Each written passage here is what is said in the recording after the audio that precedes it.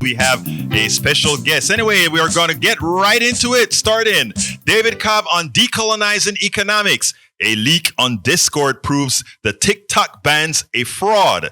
Guns struck again. David Cobb on Decolonizing Economics. David Cobb is a prolific political, social justice, racial justice, environmental justice activist, and the people's lawyer. He joins us to talk about the Decolonizing Economics Summit.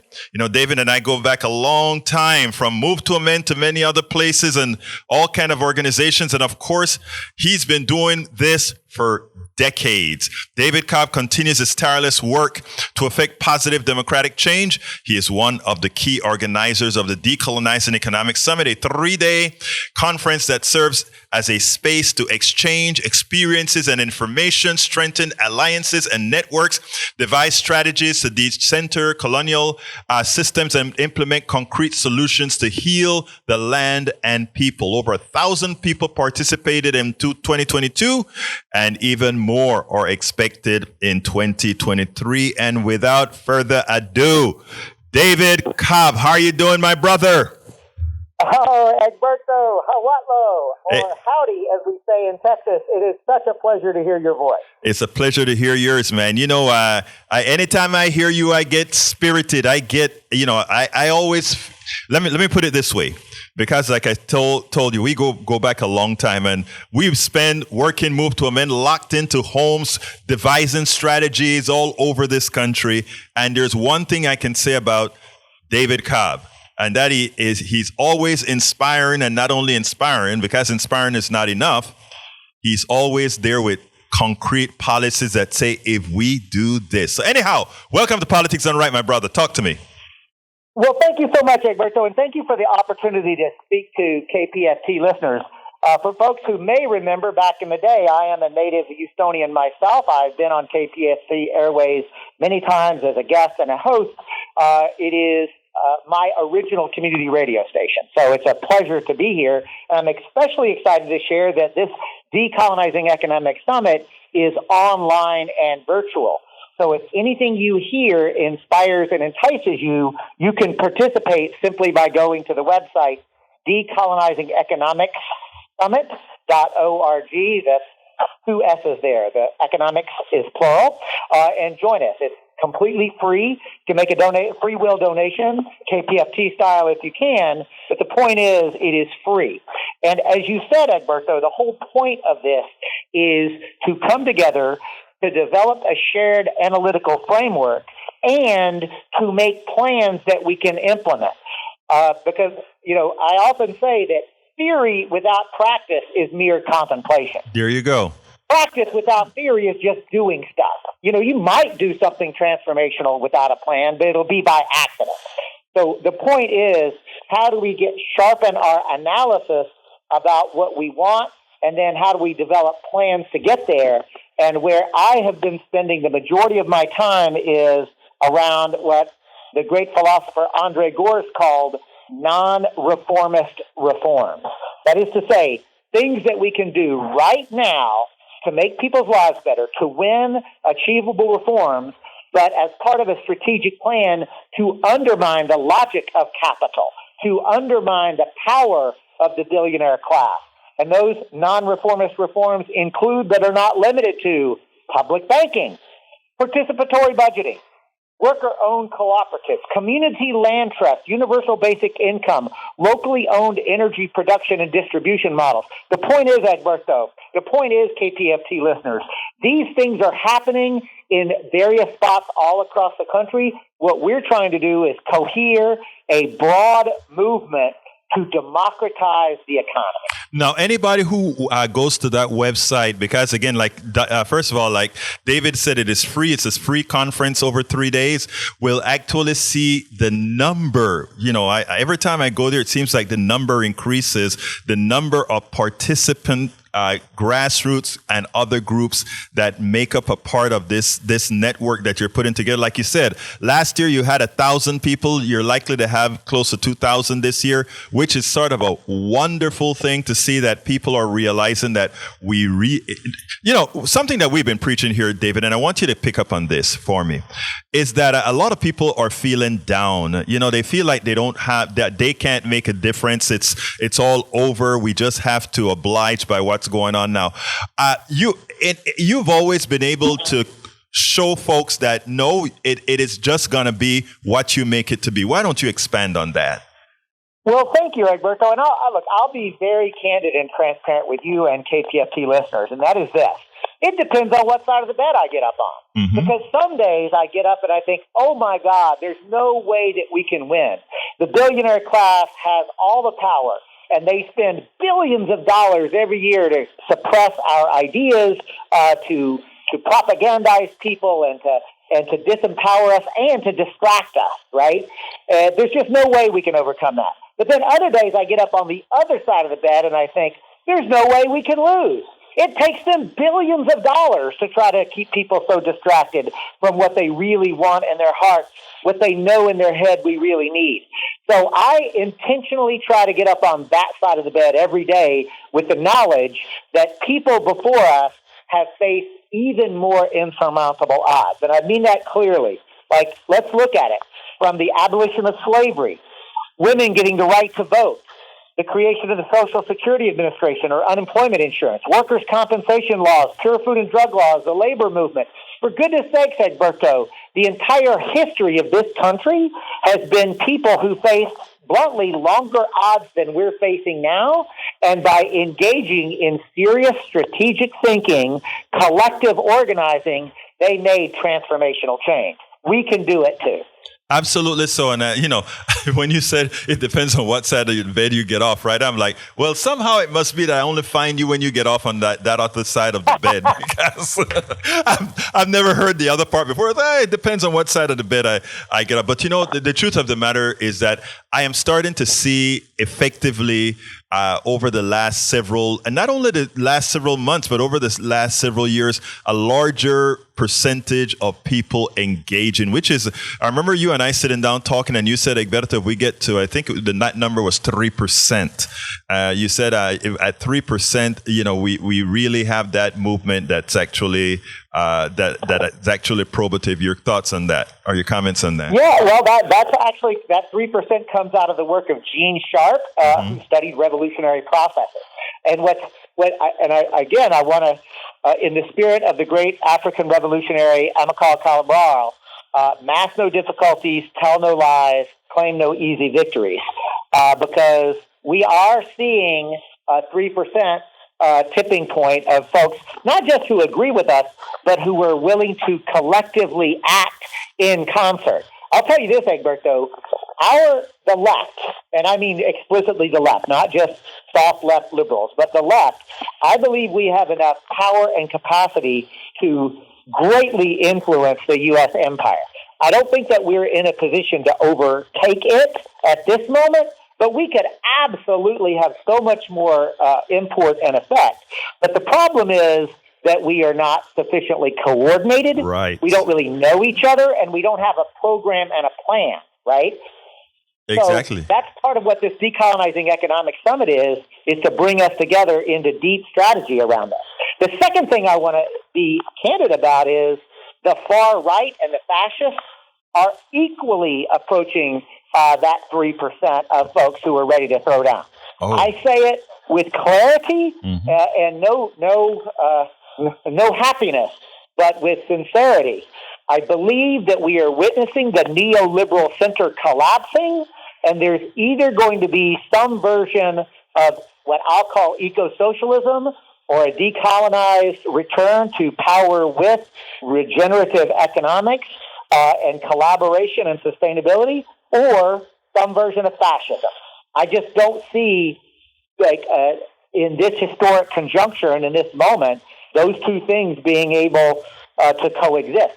One side or the other will be the dominant narrative of this country and indeed of the world. The thing that concerns me the most when we as we are talking these issues, right, is what a large percentage of the population that doesn't see what's really getting ready to happen. And a lot of it has to do with us being centralized solely here in the United States and not seeing all the other things that are occurring throughout the world, that shows that we're in trouble. Your thoughts?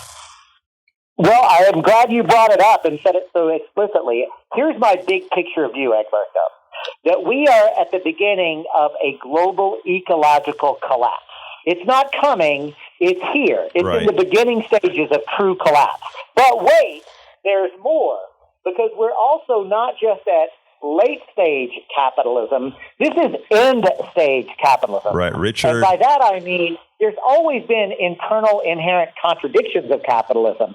But I'm saying something different. I'm saying that today, with automation, technology, robotics, that what we're seeing is the mass transformation of social, political, and economic relationships.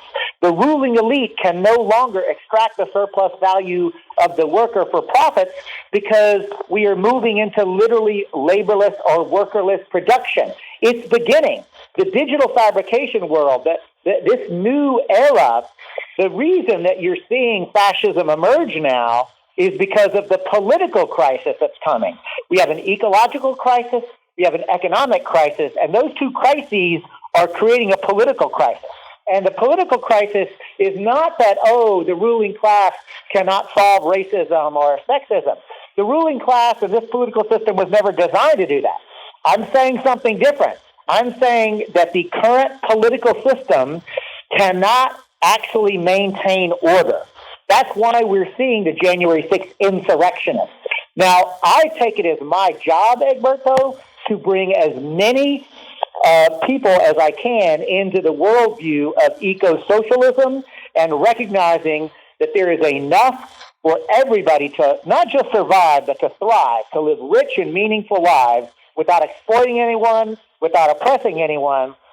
But the fascist worldview of, nationalism and hyper militarism, that's a lie, but it appeals to some segments. So people who are already fascist, I've kind of given up on them, but I am still constantly trying to persuade people to break to progressive populism. It's interesting because I've had this discussion. I've interviewed Richard Wolff, economist, Professor Richard Wolff from I think Amherst, about 3 or 4 times. And every time I interview him, it comes to, you're at the point where you said, my God, we're at end state capitalism. And every time that I've spoken to him, each time, probably 6 months apart, he comes closer and saying, we're almost there. And we take a look at what's happening on the banking system right now. I have a young man, Patrick, that's going to be discussing this issue called the con that we have going on in our economic system. That's all provable, And when you state it, and that you're doing a conference, a summit, to kind of highlight these issues with people, I think it's very important. Tell us a little bit about this summit again for those who are maybe joining us late, because I think this is important for people to get there, and also what happens after the summit. Where can people find the information that was developed throughout the summit? Well, thank you for that, and I'm happy to tell you that Professor Rick Wolff will literally be on a panel with our good friend Kali Akuno of Cooperation Jackson and others on the subject, what is to be done. Right. And we'll also have Emily Kawano, co-coordinator of the U.S. Solidarity Economy Network. Mm-hmm. We'll have a host of national leaders and thinkers. Decolonizing Economics Summit.org is an online invitation to strategize what is the world that we want to live in and how do we get there. How do we both decolonize and also meet people's material needs right here, right now? And I'm also happy to tell you, if you register, it will put you in line to get the recorded sessions of every single one of these sessions. So folks, don't forget, register where again for that free conference? Decolonizing Economics Summit.org. And folks, in in this life, there's not a whole lot of free conferences anymore. This is going to be well worth your while. And when you go to that website and see the amount of grassroots organizations that are actually doing things, and of course, David played a very important part in getting all of this organized, as he always has. So it is important, folks, that you go to the website, sign up as he says. There will be you will be able, even if you don't catch it in real time, you'll be able to get all parts at subsequent time. But it's something to be seen. When we talk in this speech or this discussion here, it brings back memory of that documentary that we made, Legalize Democracy. And why don't you? Because I think some of that is in some of the context that we covered, where we went from this sort of a society that was very, very limited in access to for the majority, slowly building up. Why don't you kind of elaborate some on that and how it relates to what you're doing? Well, thank you for that. So, listeners, as Egberto is referencing, he and I and others formed an organization called Move to Amend, which was a reaction to the horrific Citizens United versus Federal Election Commission that did two things. One, it legalized bribery by saying that wealthy individuals and corporations could give unlimited money in elections. It was premised on two completely illegitimate, two court-created, ridiculous ideas. One, that the expenditure of money is the equivalent of speech. Money is property, it's not speech. Money can amplify speech, which means that the wealthy can shout while the rest of us desperately try to talk to each other. But it's not just that money is speech. It also premised upon the equally odious, equally ridiculous idea that a corporation is a person with inherent inalienable constitutional rights of an individual. So legalized democracy was an effort to teach people the history of not just corporate power, but corporate rule. How the concept of corporate constitutional rights, so-called corporate personhood, has literally made it illegal to have genuine democracy. Because, Egberto, no matter how hard we fight uphill battles to try to get good laws passed, and that's hard enough. But even when we do win them, then corporate lawyers can go into court and argue that those laws have somehow violated the constitutional rights of corporations. That doctrine has been used to overturn environmental protection laws, worker safety laws, public health laws. There's a whole series of them. And deeper still, Egberto, that concept of the threat of corporate personhood has completely diminished most people's ability to think about what is possible. So part of what we're doing at decolonizingeconomicsummit.org is to say, no, we have a vision for a completely different world and a plan to get there.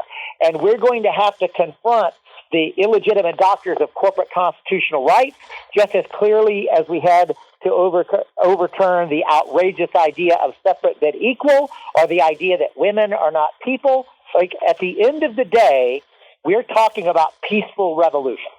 Absolutely. So, folks, I want to give a little bit of context to something that you said there with the corporate personhood. That, when we talk in that terminology, David, sometimes we say corporate personhood or corporations as persons, and people don't quite get it. I just want to illustrate to them. I don't remember if this is one of the things I had in my book or not, but I told them that I usually specify that a corporation, if we the people pass a law, local law, state law, that allows, that prevents a corporation from doing something that we feel is materially wrong for our community, that corporation can turn around and sue as a person that what we are doing is infringing on that corporation's ability to make money or do whatever, and we are liable for said damages as taxpayers to give that private corporations because we abridged their rights. Correct?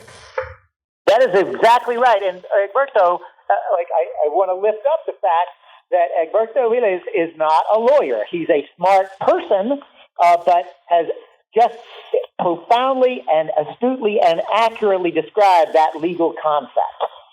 And it's ridiculous, right? Remember, Egberto and KPFT listeners, that corporations are artificial entities that are created only through the state chartering process. Anybody can form a business, but if you want the privilege, not the right, if you want the privilege of limited liability, which is literally to say we're limiting our liability to expose for legal harms or remedies that we may cause, if you want that privilege, then only the state legislature, through a governmental action, can grant that privilege. So there is no reason that we, the people, through our elected state representatives, cannot say, if you want this privilege, you do not have, as a group of investors or shareholders, the collective rights. Individual humans have rights, Egberto. Corporations are artificial entities. They're tools, nothing more. They can be used for wonderful things, but more and more, the transnational corporations are used for horrific things. Great. Well, before I ask you to give us a closer, I want to see if Tori has anything to ask you. Tori is always a good listener. He's doing the engineering for me today, and he loves the work that you do. So go ahead, Tori. Oh, I've just been a big fan of David Cobb from back when he used to live in Houston, and I remember when he was running for president in the Green Party. I mean, this guy is just extremely impressive, his energy and commitment to all things good. And David, you were my favorite Green Party candidate of all. Well, that's an incredible compliment, and especially I'm not going to out you and your politics by using any descriptive words, but I can say Tori is not usually inspired by any electoral process or a candidate. So I take that as a high compliment. It's funny, David. I was about to say that. I was about to say, if you're getting a compliment from Tori, you must have been or you must be impressive. Well, you've been out of the loop for a long time, Dave. I haven't seen you in Houston, and but since this is like from before Bernie got into the national scene running for president. But I've been a Bernie guy for a long time now. So anyway, give me a closer, David. Let's get on to the other subject. But I will go ahead and let us know how people can get involved with this again. Again, it's the Decolonizing Economics Summit. Cleverly, our URL is decolonizingeconomicsummit.org. It's a free conference. Over 1,000 people last year. We expect to double that this year. Come and join theorists, strategists, practitioners who are not just thinking about, but actually doing the work to build from the bottom up eco-socialism from below, an ability to actually engage electoral politics without becoming electoral fetishists, to build the movement that we so desperately need and so richly deserve to transform this society. And I'm going to say not just to create a new society, but return to the society that we lived in before the enclosure movement, before capitalism and industrialism. Remember, Egberto, remember KPFT, every human being alive today descends from indigenous people. It's our birthright to be in right relationship with each other and with land and sea and our relatives, other living creatures.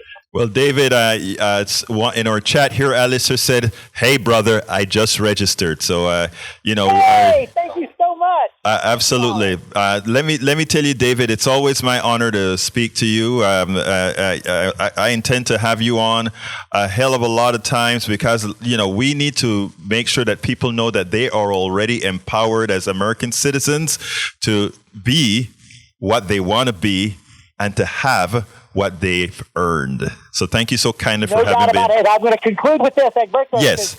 But it doesn't just have to be during elections, right? Absolutely. It shouldn't be only politics to play, but this work needs to happen in between elections. My God, I'm glad you brought that up. Folks, we are supposed to be working continuously on guiding, speaking, learning, educating, all of us all together. All right, brother. You have a great one. Opportunity. Thanks, Tori. Have a great one. Bye-bye. We spend a lot of time deconstructing the news, trying to parse it into a form that everybody can understand. We try to find those little nitpicks where it flies above the fray, etc.